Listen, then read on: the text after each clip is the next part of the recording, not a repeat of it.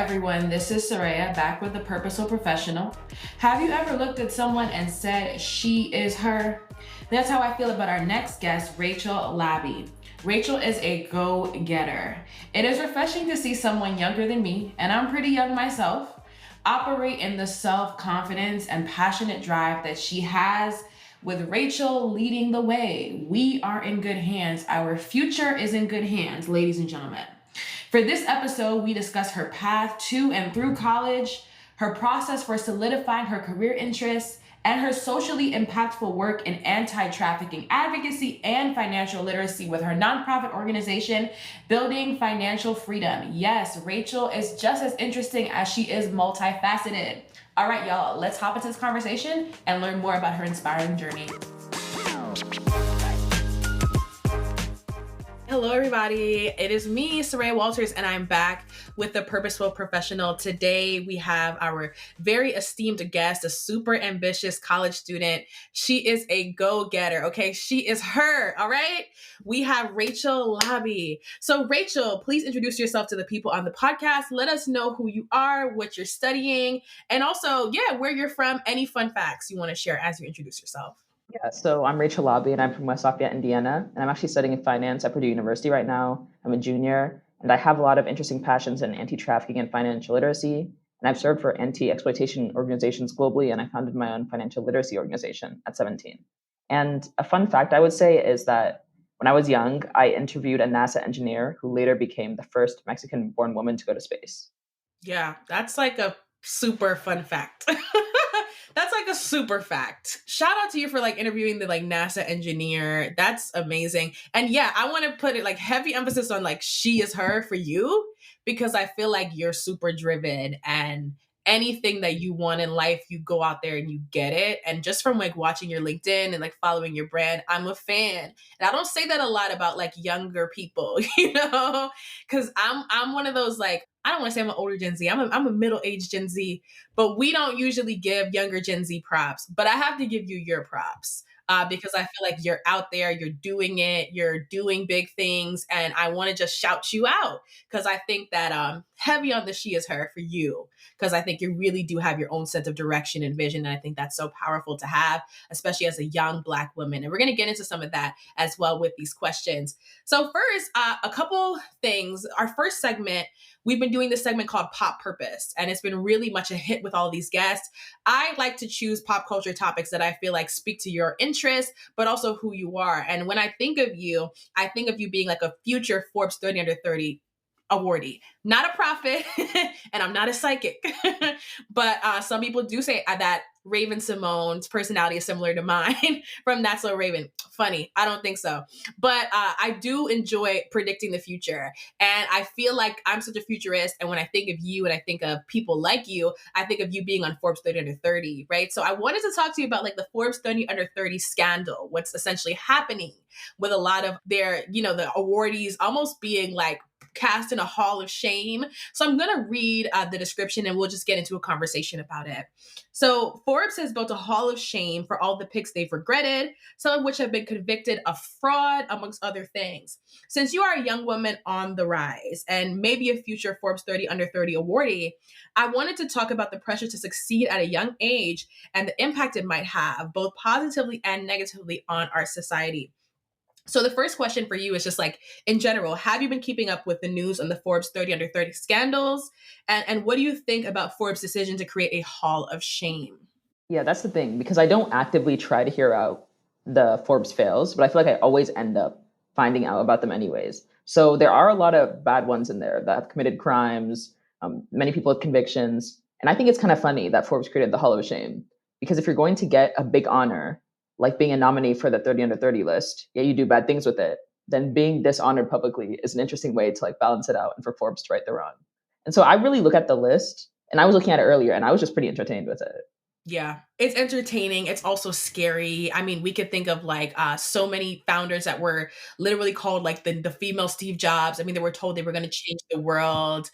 They founded, FTX and these really, I guess you could say, prestigious companies, and we see what's happened to them. So I agree. I think like it's creative, it's cool, but at the same time, it also does provide that balance because it's like, hey, Forbes is making y'all know we have our eyes on you, and if you don't do what you said you would do, or if you're not who you say you are, then you're going to be put on this hall of shame. So I think it also makes the standard much higher for who they choose to recognize in the future. And I know they're going to do their due diligence for the future awardees like yourself.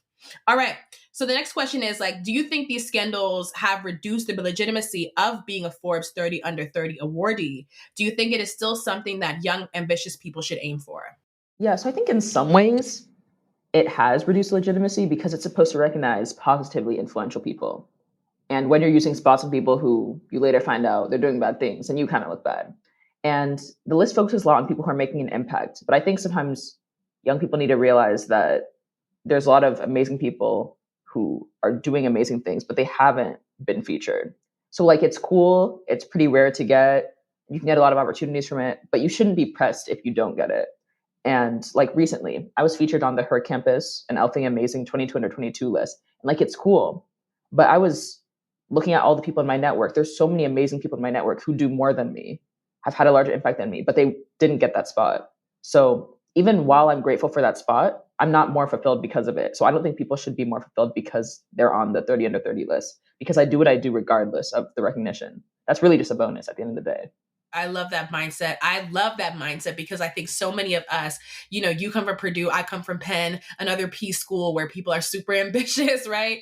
I think like there's this thing of, you have to always get the top spot and you always have to be there. And I always joke with people and people are like, don't say that. But I always say if I don't make 30 under 30, I can make 40 under 40. I can make 50 under 50. I can make Forbes 100 women. Like there's so many lists to make that I think you can quickly find yourself chasing the next thing instead of thinking about what really matters, like you said, which is the impact. If you are a mission driven, purpose driven individual, whether or not Forbes recognizes you, you should be proud of your impact. I mean, some of the icons of our culture were not 30 under 30. I can think of even Victoria Monet, who won, I think she won 3 Grammys at the Grammys early this month, and she was not 30 under 30, and she was writing for Ariana Grande and making others into pop stars while she was in the back, and at 34 years old won best new artist at the Grammy. So I think like when your time comes, your time will come. I always tell people be patient, be vigilant, but wait on your time to come and don't feel like you have to meet a specific standard. So I definitely agree with that, as well as your point about, yes, the Hall of Shame does decrease legitimacy. It brings up concepts of privilege, of power, of who is recognized for having an impact versus who isn't, right? Of whose impact is investigated versus whose isn't. I just got something, and they're investigating me. They're like doing their due diligence on me. So I think like when you go into these processes, who is just given a bly versus who's not. So it also shows me from a DEI lens, Forbes needs to do a better job of thinking through who they choose. But yeah, let's continue. So, do you think, because we talked a lot about young people and pressure to make it, right? Do you feel that our society pressures young people to achieve significant feats at a young age? For example, think of the quarter life crisis. And do you identify with this sort of pressure? Yeah, so I really don't think we do, because I don't think a lot of people expect much from young people. But I know that in my network, I'm always impressed with the youth and young people I see. So, like, I know a lot of kids in high school who are founders, board members, Diana Award winners, Davidson Fellows.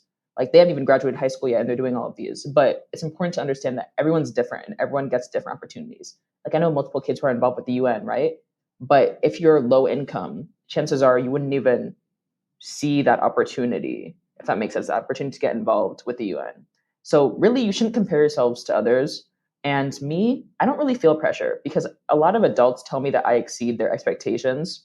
So it's really just me putting pressure on myself to take initiative. And it's not even like a bad pressure or a stressful one, just like a motivating one. Like I do what I want to do. Yeah, I like that. I like that I do what I want to do. I think so many of us are trapped by the quarter life crisis. And you spoke about like young people not facing many expectations. I think in some cases it that is the case, as in like, hey, like we just think Gen Z sucks and we don't really expect much from them. We think they're gonna make the world worse. But I also think in certain spaces there are so many expectations, especially when you're a POC in those spaces. So from my experience, there were so many expectations placed. And I think for that reason, all of us were scrambling to figure out what is success based on this environment. Is it the top job?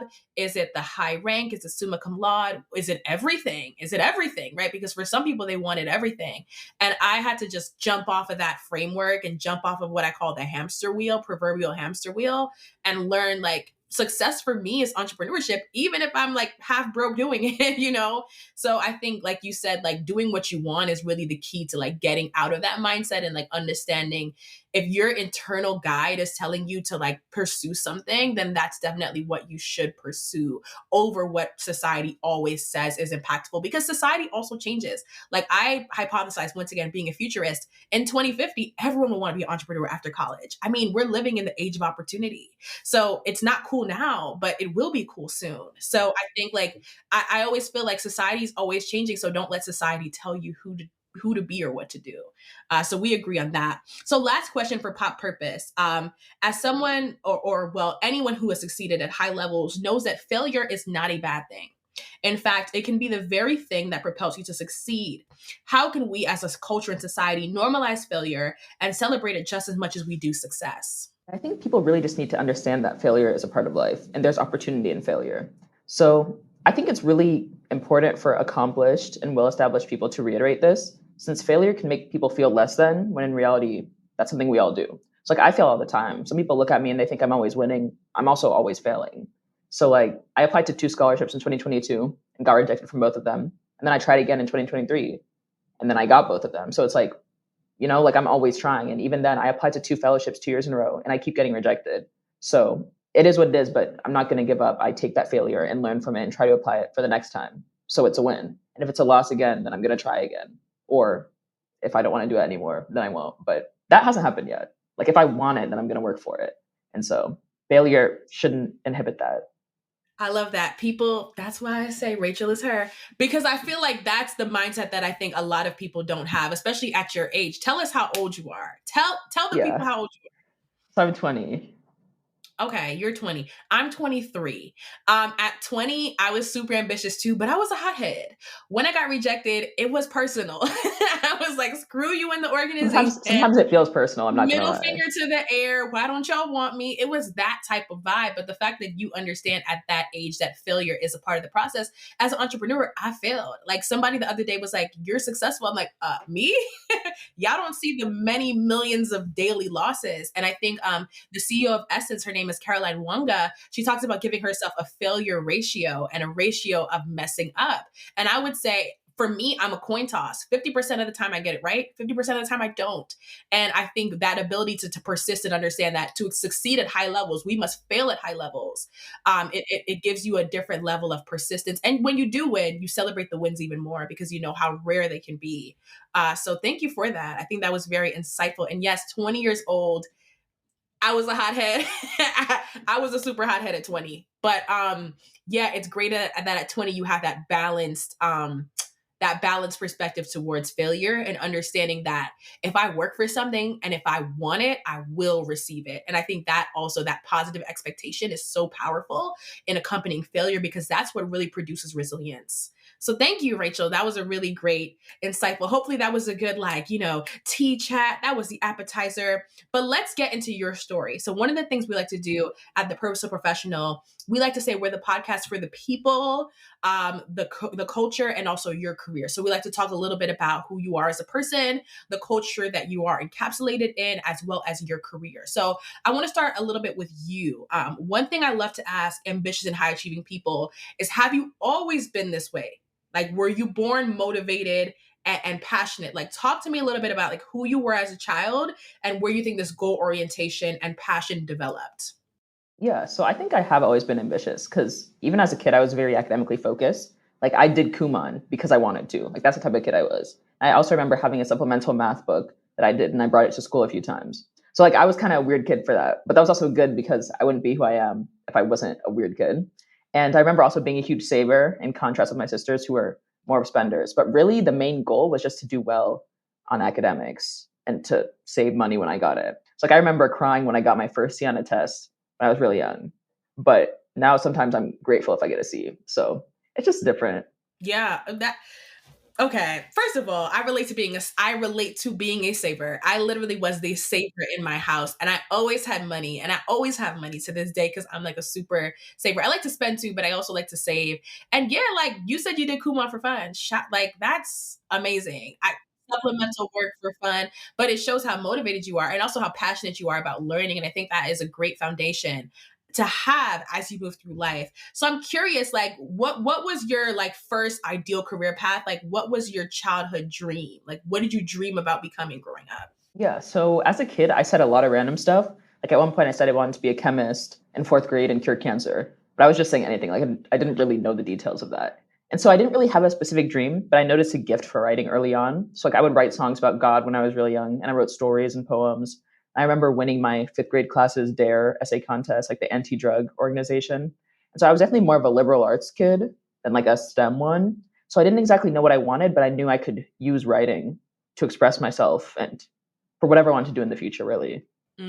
Okay, that's cool. That's cool. And I love how you described yourself as a liberal arts kid instead of a STEM one, because many of us were told like STEM is the future, STEMinist. Yeah. Like No, we for were fed real. that. We were definitely fed like those of us who grew up in the early 2000s. We were fed that because like the U.S. wanted to compete with China, and we were fed that like STEM is the future. So I love how you said you were a liberal arts kid because I think like the liberal arts and like you said the ability to write well and communicate well, these are things that a lot of STEM people don't even necessarily have. Not all, but and I think I always say the yin needs the yang, right? Like the left brain people need the right brain people. But I think your life and your career merges both, and it's going to be very interesting to get through this interview because I know you also have a great proficiency in finance and math, so that's also amazing to have alongside those writing skills. All right, so building on your childhood origins, where do you think this passion for social impact like first appeared in your life? Was there a moment or an experience for you when you really knew you wanted to make a difference? Yeah, so for me, I would say seventh grade in English class, because at the time we had a project where we could choose any topic. I actually remembered stumbling upon articles about child labor and Nike's production of soccer balls and like a lot of other horrible things in the fashion industry. And so this was the first time I even heard of human trafficking. And so I decided to focus my project on human trafficking in fashion and agriculture. And I learned a lot about exploitation in both fields. I learned about horrible things like migrant passport theft, forced abortions, factory collapses. So I presented all of this to my seventh grade class. And this new learning of human trafficking really inspired me to focus on ethical fashion consumption. So I started buying like previously worn clothes instead of supporting unethical brands. And I used ethical fashion metrics. I looked at the histories of brands to determine which ones I would boycott. I also wrote a lot of different letters to fashion brands. So I asked about their labor standards and anti-trafficking efforts in the supply chain. And only one brand replied, and it was Plant Faced, a vegan brand. So they kind of reiterated their like ethical nature. But that really started my passion for social impact. And so I started volunteering for anti trafficking firms, engaging in advocacy for anti exploitation policies. And that kind of blossomed into other areas of social impact, like financial literacy and general education. Yeah. So okay, this is why reading is fundamental, y'all. Because you actually read no, you read something and it spurred you to move. And I think that that is so wonderful because when I think about like the culture that we have today where so many young people are missing out on the joy of just discovering things, I think it's wonderful that you read something, ethical fashion, the environment, like those sort of concerns got you to move, and then you also saw yourself moving into different areas and different domains. And I think that one thing I believe about social impact is that it's not really domain specific. Like people will say, well, you're passionate about social impact, so you're just going to do one thing. I think most of the people that I know that are passionate about social impact do more than one thing, excuse me. And I know that you blend, you talked about trafficking, you talked about financial literacy education, you're talking about a lot of different things. And I think it's wonderful that that seed, I always say the seed becomes a tree, like that seed planted in your childhood life became a tree of impact and a tree of a desire to make a difference. So that's really wonderful that you especially went from reading to doing that. Because for some of us, especially for me, my love for impact came from my childhood experiences, came from, going to schools where there weren't a lot of resources, seeing what life looked like on both sides of the tracks, going to a predominantly Black school and going to a more multiracial school. It came from these lived experiences, but I also think it's wonderful when we can pick up a book and read and transform ourselves into different realities. So it shows me how thoughtful you are, but as well as how cerebral and imaginative you are. You told me on this podcast that you were writing poems to God. So I know you have a good imagination. And it seemed as if reading was just so fundamental to you, but also it opened up your mind in a wonderful way. So I really, really do love that. So I want to get into like being Ghanaian American and how that also plays into it. So I know that you're Ghanaian American. Like, what impacted that culture and being a first generation American have on you? I want to preface that question by saying I notice I'm also the children of immigrants, and I notice a lot of us tend to come to the US and really have specific ideals that are manifested in our childhood that do affect how we show up as adults, specifically how we see success. So I'm going to repeat the question. I know that you're Ghanaian American. Like, what impact did that culture and being a first generation American have on you and your career development? Yeah, so I'd say it has had more of an impact than I could probably ever recognize. Like I remember my mom always saying education is the only way. So Ghanaians, they really value education. They expect us to do well, to take advantage of the privileges we have. Like my dad, he would expect us to get all A's, and he still does. Not that that happens for me anymore, but like I have a lot of drive personally to get all A's anyway. So like we're similar in that aspect. And I know that faith is also really important since most Ghanaians are religious. So there's multiple things with that. Like prayer is really important, and my mom actively prays for us, and that's really important to all of us. Yes, the reason why I asked that is because my family is Jamaican, okay, and I'm Jamaican American, which Jamaica is like the Caribbean sister to Ghana. Many of us are actually descendants of Ghana, right? And we grew up hearing that our African ancestors were Ghanaian. So I think that there's always that connection between Jamaica and Ghana, and it's similar. It's like a Christian household.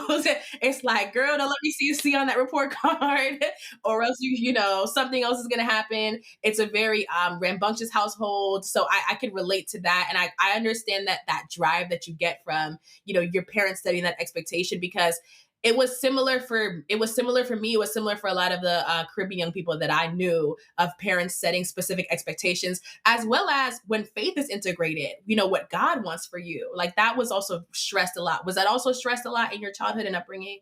I would say it wasn't stressed that much. Okay. Okay. Yeah, but I know that Yeah. in a For lot some of of us, it was stressed. like black households, whether it's Yeah. like Caribbean, whether it's African, whether it's Black American, yeah, I know that's stressed a lot. Yeah, it's always like, God wants you to do X, Y, and Z, especially those of us who grew up in like Sunday school and going to church.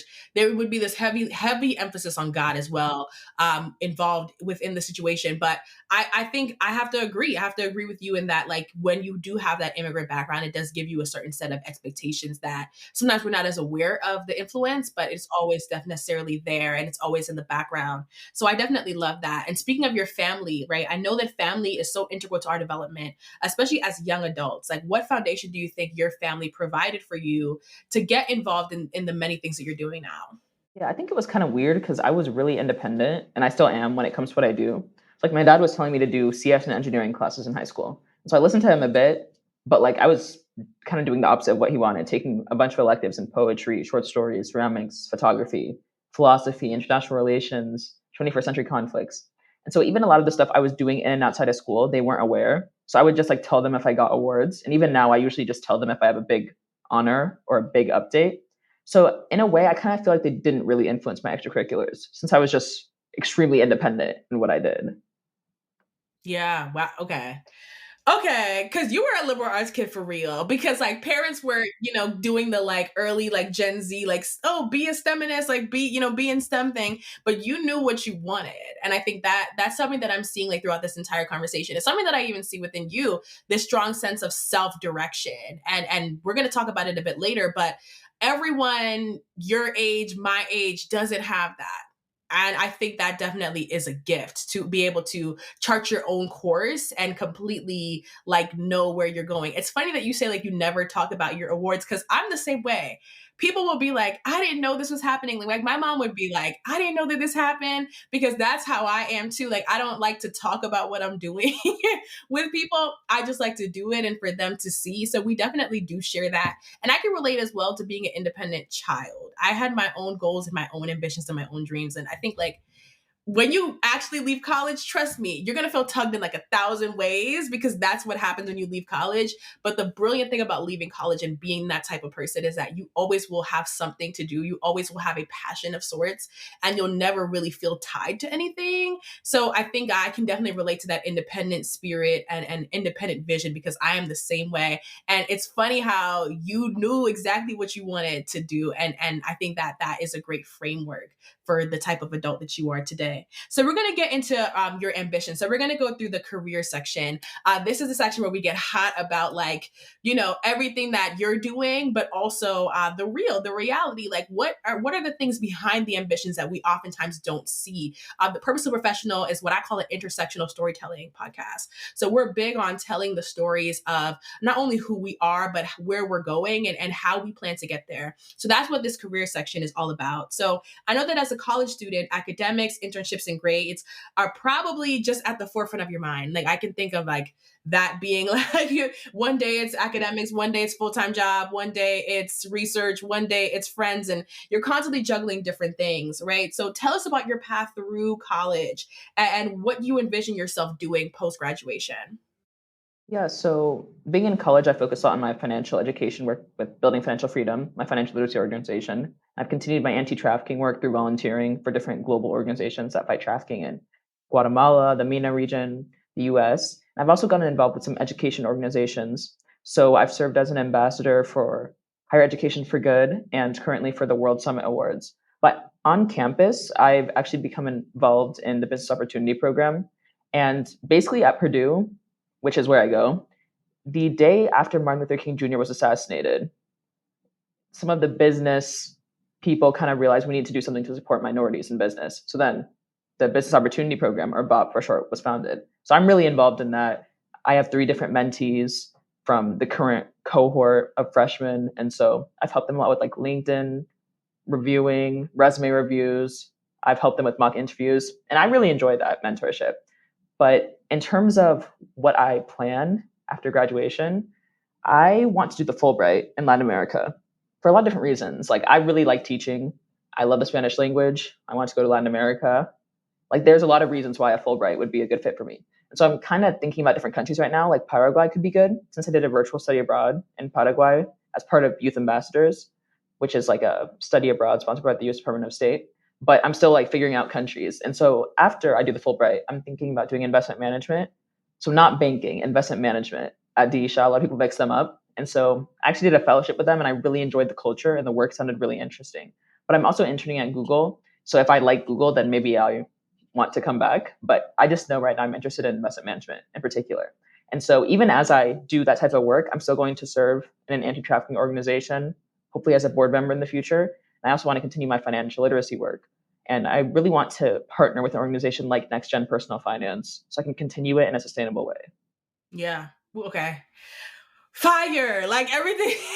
Everything sounds like super good, and there's a lot to unpack. So first and foremost, the Fulbright was I was surprised that you would say that, but it's also a wonderful surprise. I think that what better thing to do than to travel the world on somebody else's dime and get to study or do research while doing it. I think that that's an amazing thing, and it's wonderful that you also have found this love for the Spanish language and want to take it and transition it into basically building it within your career, because a Fulbright is such a prestigious not only opportunity, but you get access to a prestigious community of people with that global mindset. So I think it's wonderful that you want to start off your career with that global foundation, building financial freedom as well. I think like the nonprofit that you're building and what you are trying to do with that, with the financial literacy space, everything that you do henceforth after high school is just going to continue to build on that. And I can see the networks that you're in. You talked about investment management at DE Shaw, or you talked about finance at Google. Either one that you take, like they're going to provide you with a network and resources that you will actually be able to collaborate with, not just next gen finance, but I can guarantee you different other organizations, corporate sponsorship, so many doors will open. So it's wonderful to see that you have so many ambitions, also have kind of like a roadmap and a plan. Because usually when I ask people this question, they never give me the like, this is what I want. So once again, it's the power of having your clear vision. It's a power of knowing your direction and where you're going. And I think like there's a part of you that, forgive me if I'm wrong, but that you're motivated by your own authenticity, right? Like you're motivated by your own desires. Is that right? I'd say, yeah. Like if I wasn't interested in anti-trafficking, I wouldn't be doing all this volunteering since I was 12. So I think a lot of it is just like internal, intrinsic motivation, really. Okay, so you were not one of those kids that it's like, oh well, I need to go to college, I need to go to Harvard. Let me do X, Y, and Z and Z and In some Z. ways, yes, because my school is like in the same city that my university is in. So basically, a lot of like my whole friend group, all of our parents are professors. So there's like a lot of toxic pressure. And I think when I was in high school, I was that way, focusing a lot on like prestige and stuff like that. But as I've gotten older, like I know what I care about. And it might not be the same stuff that other people care about. Like it might not be about getting the most prestigious internship or working in consulting, for example. Like I know what I care about and I'm going to pursue it. So I think I've outgrown that mentality, which is good. I think it's good. It's good that you outgrown it before like the end of senior year. Trust me, because I'm on the other end of the receiving calls of like, I hate consulting or it wasn't for me. And I think you have this time in college. I always say this, to explore. You have this time to figure out what it is that you like or don't like. And whenever I see you making moves on LinkedIn, I'm like, okay, Rachel is exploring. She's figuring out what she likes and doesn't like. And I think that that is really that's what college is about. Like, not like I have to stick with investment banking. You talked about investment management. That actually, people are probably like, huh, what is investment management? But you actually know what area of finance you want to be in. And then it looks like corporate finance and tech also might be a good route for you. So I think you have made it past that stage in a way that's beautiful, but there are so many people still struggling with that stage and still struggling with is the prestigious way the most vital way for me, or is the prestigious way really the most impressive way? But it's not necessarily about being impressive to others. I always say it's about being impressive to yourself, and you have to go to bed with yourself every night, and sleep it for 8 hours within your own body. So you have to make sure that you actually are doing things that you care about. And I think that's wonderful that you have that sense of authenticity. That's something that I was picking up from you. But I'd love for you to tell us about your nonprofit, Building Financial Freedom. Speak about that organization and the work that you're doing, and also why you started that work. Yeah, so in high school, I heard about a youth policymaking program in my state held by Voices, and it was going to have a bunch of youth from across Indiana. And so there were different groups. Like one was a mental health group, so they had to create policies related to mental health. Another was juvenile justice, and I was placed in the economic and educational inequity group. And so we did a lot of research, and we found that increasing financial education could pave the way for economic mobility for Indiana young people. So we decided to advocate for a mandatory personal finance class in the policymaking fellowship to 400 plus Indiana policymakers. And then so after this, I got a lot of different opportunities. Like I was able to speak on the Closing the Gap series. They had a financial literacy initiative. And then I also spoke on a New America panel. And I also made some different publications about financial education and financial literacy. So I published articles in the Policy Circle and the Indianapolis Recorder. But I kind of realized that I didn't want my personal advocacy to rely only on legislation, because at the time it was really slow. Like less than 10 states had a required standalone personal finance course to graduate. People had been working on this for decades, and my state didn't even have one at the time. So it was really annoying too, because personal finance is a topic that everyone's going to use in their life, yet it wasn't in classrooms. So I was just really annoyed, and I think that kind of motivated me to co-found Building Financial Freedom, my organization dedicated to fostering financial literacy for youth and young adults globally. And so my co-founder was actually my mentor in the youth fellowship. And so we did a lot of research, and we realized that having educational content that's tailored to real life situations encountered by young people can really improve the likelihood of them listening and applying the lessons to their daily lives. So we wanted to do that, but we were also limited in our resources. So I was like, okay, let me focus on partnerships with diverse organizations, because then we can provide quality education to a broad audience. So like our first event, it was in 2021. It was a 2-day money management series. It was virtual, and it was sponsored by Northwestern Mutual, because I knew some people who were really supportive of my financial literacy work from Northwestern Mutual. And then our second event, it was an investment panel with a Berkshire Hathaway conference speaker that I actually knew from a previous financial literacy event. But even as we were doing stuff like this, I realized, okay, we need to focus more on equity. because there's a lot of inequity in financial education. So, like, something I found was that schools with higher proportions of free and reduced lunch students are less likely to offer a personal finance course or even have a requirement. And I also know that girls, people of color, and low income individuals have a lot of inequities they face when it comes to being afforded quality financial education from their homes, schools, and communities. Like, I know that girls are less likely to report than boys that they have financial education conversations with their parents. And so, really, it wasn't enough to like expect underserved communities to come to my events. I really wanted to be intentional in reaching them.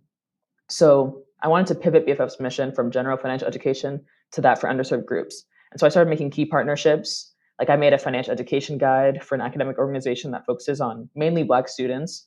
And we've also created financial education guides for a Black society at Northeastern University and also community libraries. And in April of last year, I was invited to speak as a keynote speaker for the Symposium on Global Money Week in Nigeria, our first global event. It was virtual, but that was still cool because that was like our first event not in the US. And so right now, again, focus on equity. We're trying to work with a local social services organization to match their low income clients to financial coaches. And so our impact is around 200, 250 people. But I really want to make our organization a nonprofit so we can actually like reach more people and reach thousands. And even outside of BFF, I still try and promote financial literacy and financial freedom. So like recently I was on podcast with Next Gen Personal Finance and the National Youth Leadership Council, where I was able to speak about my work and then also encourage youth. And I also spoke at Management Leadership for Tomorrow's Personal Finance and Financial Freedom event. And so I've gotten a lot of different opportunities too from this. Like, I won a financial empowerment scholarship recently, and then people in the financial education community, like, they're beginning to know me more. So like I was offered a chance to beta test a personal finance app. I also provided edits for a financial education book.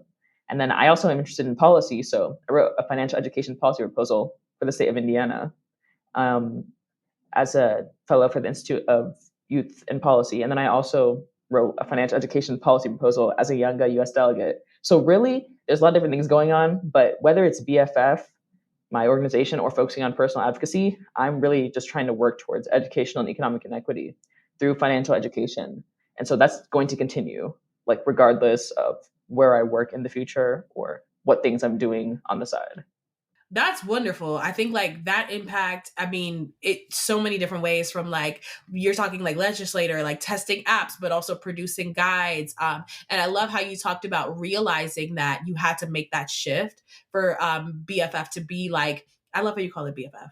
Um, for BFF to be intersectional, because I think that a lot of us, like after George Floyd's death, we made that shift. We had our existing projects and we realized, well, I don't know if this is adding to the conversation. And when I want to speak about the personal finance industry and say, there's so many players, there's so many, like, here's a budgeting app, here's how you can improve your credit, here's how you can pay your taxes on time. There's so many people who've attacked different angles, but I haven't necessarily seen the type of vision that you're saying, where it's like a global vision, but also a global intersectional vision, understanding that because of the color of our skin or even our gender, we have different experiences and we're socialized around money in different ways. I can totally agree, because I don't know how it is at Purdue, but even at Penn, like, there were very few, finance was not really promoted heavily amongst the women. And I think, like, of course, we have some women who did investment banking and who were in finance, but that path was never really heavily promoted. And even as a graduate, I have to be a part of wealth building communities and different things like that, because I had to learn. I realized that there were so many gaps that I had. So I can only imagine those coming from more under resourced or more underprivileged backgrounds, what they have to necessarily go through to gain that financial literacy. So the work that you're doing, I have to say, is God's work. I love that you know, I have to say, because there's so much that has to go into education that is financial, that is economic in nature, that is missing from the equation. I mean, I always say, like, you need to have people be able to actually, like, provide for themselves, have a livelihood. Then after they get that, knowing how to spend the money, knowing how to maximize it. There are full communities who have gotten access to wealth building, information and insight passed through generations that we've been robbed of. Some of us have been robbed of. And I think that that work that you're doing is so transformative. And like I said, I love how you talked about the different ways that you operate, whether it's reviewing papers or even partnering with organizations. that really is the scrappiness of entrepreneurship. And I think like you said, like you're making a name for yourself, and you're making a name for yourself in the areas that you are passionate about. And I think that that is an inspiration to all of us to keep going. I always say you have to separate vision from implementation. Vision is what you want to automatically get done. Like my vision is like, I want to do X next in the world. It's big picture, but implementation it might be policy, it might be legislator, it might be media, it might be advocacy or direct activism, right? Like there are different ways of implementing. And I think you're experimenting in a water that I think a lot of us need to, in that there are many different ways to carry the message. And thank you for sharing that, because I think everything you're doing around that is so extremely impactful.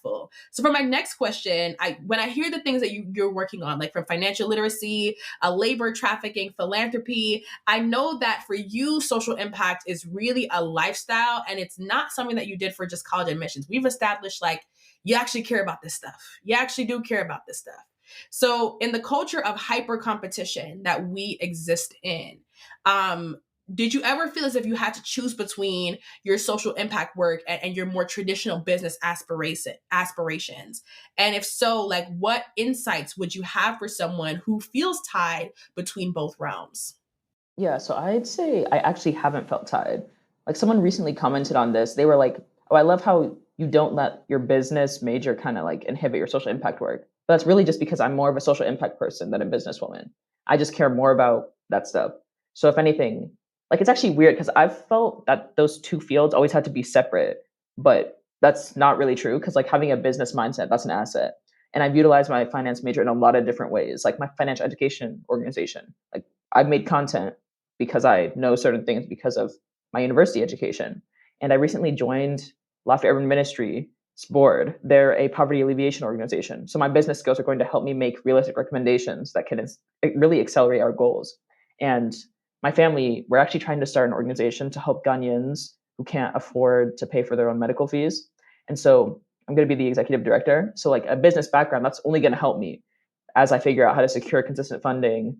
And I'm also doing an entrepreneurship certificate at my university. And I actually thought of a good idea for the future. So it's kind of the first time I'll really leverage my social impact and business interests directly. So I want to create a venture capital firm that invests in social enterprises focused on the UN Sustainable Development Goals. So that kind of combines business and social impact perfectly. And I know impact investing is just becoming more and more popular, investing with societal return in mind. So that's a future goal I have. But really, they don't have to be separate.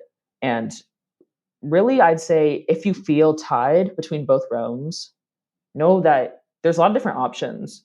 Like you could do business as your full time and volunteer on the side, or you could work at the direct intersection of business and social impact, like in an impact investment firm, or even one of my mentors. She was a former head of PIMCO's foundation.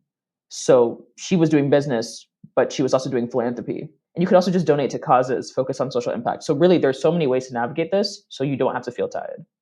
Yeah, I love that, and I feel like you represent the like next gen evolved business major, because I think that you have evolved past the like I need to be one thing or do one thing. I remember like I was when I went to Wharton, just like a very quick story time. I was telling people about my aspirations, and they were like, "Oh, did you miss the bus to Brown University?"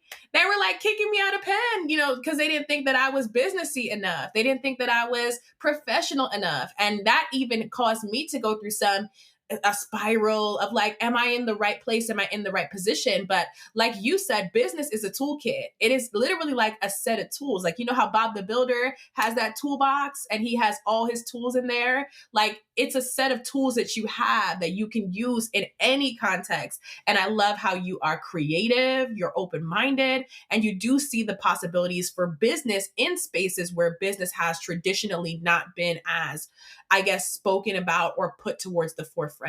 I would even say like having those business skills in the areas that you want to be in. You're talking about board seats. I mean, you're talking big and you're 20 years old. So you've been able to realize nonprofit people, activist people, advocate people might not necessarily have the skills that I have, so I can add value.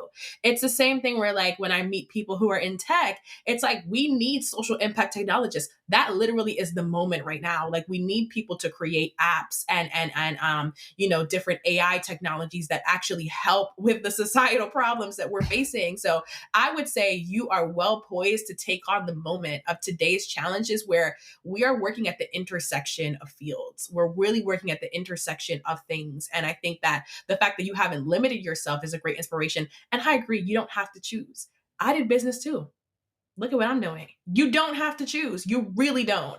And I think that was like trick question. What is Rachel going to say? But you did say what I thought you were going to say, which is that you don't have to choose. And there are many ways to make an impact in both fields because we need funders, volunteers, sponsors, CSR, corporate social responsibility, managers. We need nonprofit founders. We need startup founders. We need venture capitalists.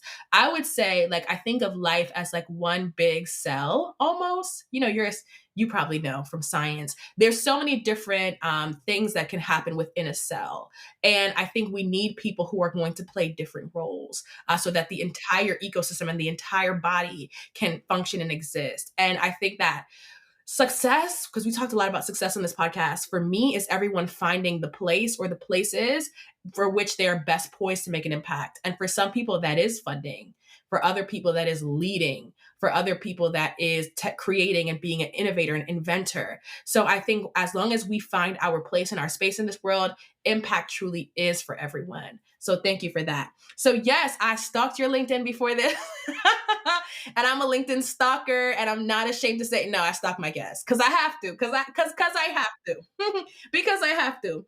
So I want to end the career section of this episode by just shouting you out and congratulating you for getting your internship with Google. Yes, I'm a LinkedIn stalker for my guests.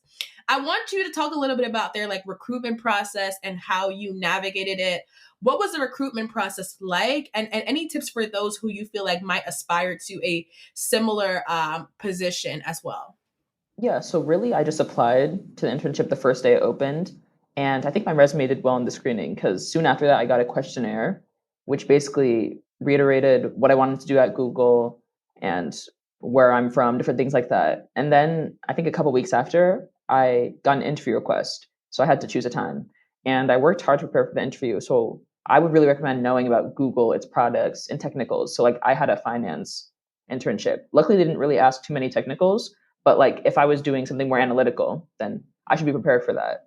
So I'd also say you need to be able to talk about your classes and work experiences.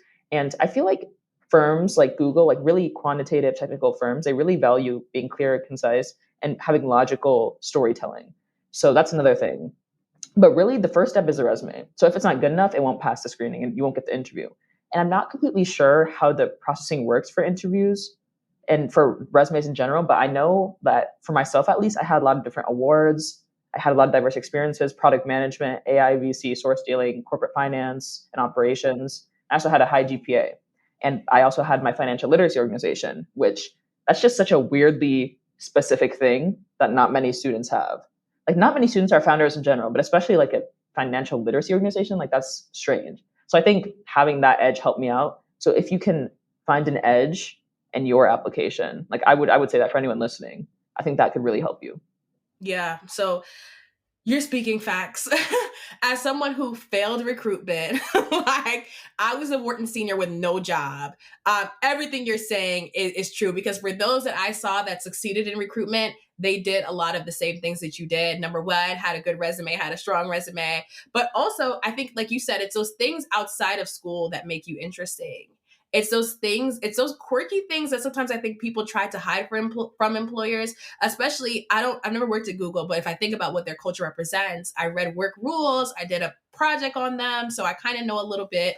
That's kind of a very intellectual, curious culture, and being able to show your diversity of interest probably was a strength. And people would say, well, no, just act like you are a finance person. I'm sure you've heard the get rid of the impact, take it off your resume. You might do that for Goldman, you might do that for Morgan Stanley, but you knew like with certain cultures, they actually do want to see like, hey, I'm a human outside of this and I have other interests. So I think that's very wonderful that you were able to map out the process that way. And thank you for the tip for the logical storytelling and logical flow. I know some people listening are probably like, Google's my dream company, or maybe a similar company like Meta.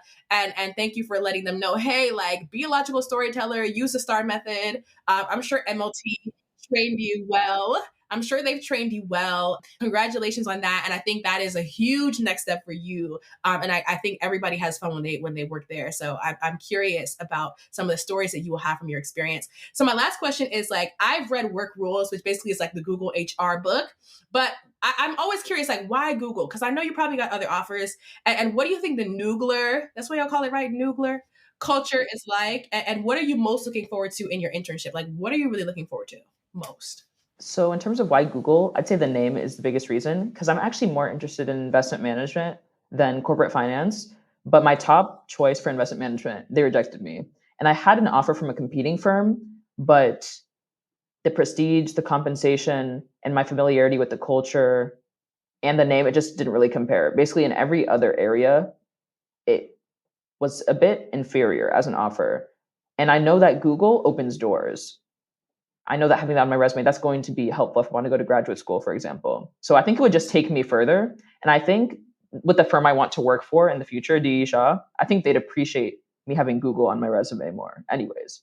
So, and in terms of culture, I'm looking forward to that the most because I really enjoy academic settings. Like DE Shaw, I describe them as a very academic culture. And I've heard that Google is a lot like that, where you can learn from your peers. And it's also very chill. Like you don't have to put on a suit every day because there's no point. People are smart and they can get things done without having to do stuff like that. So that's why I'm really interested, like being around smart people and like, I don't know. I don't know what the culture is like yet, but I think like from my research, I like it. Yeah, I love how you said academic culture because if I think like there's one thing that I think I missed out on becoming an entrepreneur, I missed out on that group learning setting. And I didn't realize how much I gravitated towards it until I was like running to be a part of every accelerator and every like young entrepreneur mixer. And it's like, oh, like I missed this collegiate culture. Like I wanted to figure out how can I find it in the ways that I can find it. So it's wonderful that you're able to have that as well as, like you said, yeah, the name opens doors. When you're a part of any name brand, you see them say X LinkedIn, X Meta, X Google. You want to let folks know, write in the tagline on LinkedIn. Yes, I used to work here. So it's always very great for you to have that name, especially like young, black, ambitious, brilliant, have these companies backing you. Like I always say, like I'm an entrepreneur, so I can say this: use them to get to where you want to go. Like use the name to get to where you want to go. So I'm grateful that you have your plans, and your plans might change. DE Shaw sounds like a great opportunity. Your plans might change. You might pivot. Things might happen, but I'm grateful that you understand. Like this is a stepping stool for me versus like this is a dream company and yeah, it can be a dream company, but I also want you all to keep your own ambitions in mind because some of you all are too smart, too brilliant, too capable to allow any job to limit you. So I'm grateful that you understand, like, hey, it is what it is. All right. And when it's time for me and Google to break up, it will be time for us to break up. But I'm grateful for the time. I'm grateful for the time spent. And I'm glad that you also are getting your foot through the door. All right, so we're going to quickly get into the culture, which speaks about the impact that not only your race or gender has had on you as a person, but also the impact that you hope to have. Awesome. So, as a young Black woman, how do you stay motivated and encouraged, even with the unique experiences that your intersectionality you like might bring? Like, what tips might you have for young Black women who might be listening and they feel like they want this, they want to succeed, but they're wondering if they will truly be able to follow their dreams and succeed at high levels? Yeah. So I think first, knowing that everyone gets discouraged and everyone fails is important, but you also need to know that the pursuit of your goals should be independent of these negative experiences. So, like, my hero is Malala, and I'm sure she was discouraged multiple times during her female education advocacy, but she kept going. And in terms of like how to deal with this, I would say one thing is a mentor, securing a mentor and a network that can lift you up. Like, I have a mentor who's helped me in the internship process. So it's really key to have someone who's going to help you accomplish your dreams. But also, a network is key. Like, I've joined a bunch of communities in the past couple of years because I want people to uplift me. So, like, Soraya, I know you have multiple different organizations. And I think that's key because I have a lot of different interests: policy, entrepreneurship, business, advocacy. So I join communities in those fields so I can be lifted up. And so people can encourage me in my work. We can hold each other accountable. But also so I can lift up others and their goals as well. I think that's really important. Yeah. Thank you for saying that. Like, lift up others. Yes. And thank you for shouting out that I have multiple, because I felt crazy starting multiple. But I think that, and I do look crazy. I'm not going to lie. With everything I juggle, I do look crazy. But I think that, like you said, it's about finding where we fit and finding others to lift us up. And yeah, one of my projects that I'm directly working on, is a big announcement I'm going to make very, very soon. It's about that lifting. And it's going to help us to do that lifting. So I just want to say, you heard from Rachel, you heard from me this whole episode. If you are a young Black woman and you feel like you can't do it, know that you can. It is possible. And like you said, everyone fails, but it's how many times you get up after that failure. And it's whether or not you let that stop you. And yes, I've had bad mentors. I've had folks that don't want to see me succeed. You probably had your fair share of bad mentors too, but there are the rare good ones. There are the good people that do care. And I think, like, you talked about mentorship and how you mentor and help others, but you also talked about lifting up others. And I think there's something so beautiful and wonderful about being able to understand that we are here to help each other rise. We are here to lift each other up. And that is really what we're here for. So we've made it to the end of our episode. I think this is a powerful one. I think this is going to be a powerful one. Thank you so much, Rachel, for sharing yourself, for sharing your story, for sharing everything you're working on. As impressive as you are, you still took the time out to share your story. And I know this is going to touch so many people, to let them know it is possible. So I always like to ask our guests one last question. So please complete the statement after me. I am a purposeful professional because. What makes you a purposeful professional? I am a purposeful professional because I leverage my background in business and social impact to really pursue sustainable solutions to the world's most pressing social issues. Shoot, that's it. All right, that is it. She shut it down with that one. Yes, social impact and business to pursue the world's most pressing problems, right? And bring us solutions. Thank you, Rachel, for being a change maker. Thank you for standing up and fighting for the communities you fight for, and for doing the work, okay? Not only the corporate work, but the social work and all the work in between. Thank you so much. All right, y'all, take care. This is Soraya, and this is Personal Professional. We're out. Bye. Thank you. Bye. Woo, if this conversation didn't motivate you, then I don't know. Rachel's drive and her passion for impact are on point. I hope this conversation inspired you to never let anything stand in your way, not your race, age, or gender. The reflections on failure, success, and rejection are especially helpful for those who might want to apply to a particularly selective opportunity or even start a particular organization for a cause they're passionate about. Let Rachel's success prove that it is possible and you can do it. You can excel academically, start an award-winning nonprofit, be an advocate for a social issue you care about, and even work and intern at Google. The possibilities are endless for your future. Anyway, this is Soraya, and we're out with the podcast for the people, your career, and the culture. Peace.